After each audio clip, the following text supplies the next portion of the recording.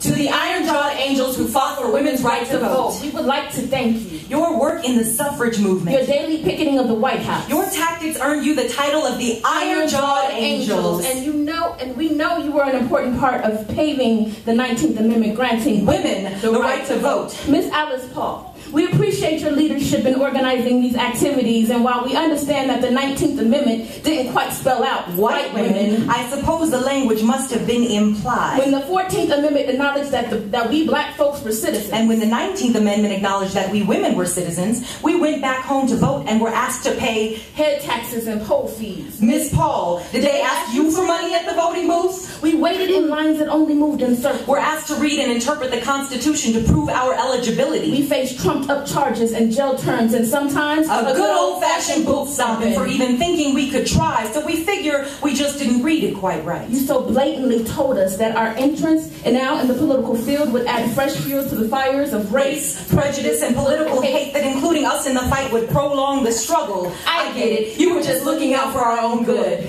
So instead of waiting and wanting to produce a movement of multiplications, you divided us with oppressions and less trivial double jeopardies like being colored and being a woman that has tried to conquer us metaphysically. Dear Miss Alice Paul, when you decried America's claims of democracy saying 20 million women are denied the right to vote, were you counting us? Did we help you make your point? Ironically, Miss Paul, you marched your way through the streets and for the rights of all women, but still found a way to press white pillows over our ancestors' voices. The parallels you drew between us were ladders onto our backs. You climbed down when the alliance no longer served you. We feared never to see the day we would be able to clean the dirt off of our necks from the bottom of your red heel pumps. To the iron-jawed angels, thank you for fighting long and hard to ensure white women's right to vote. I wonder if you would have fought for women like us, who are bold enough to demand equality, to receive the same education and become less Aunt Jemima and more like the black people who never fit in any box like Harriet Tubman, Ida B. Wells, Mary McLeod Bethune, Magdalena Walker, Maria Stewart, Frances Ellen Watkins Harper, and Sojourner Truth. Beautifully black woman who stood nearly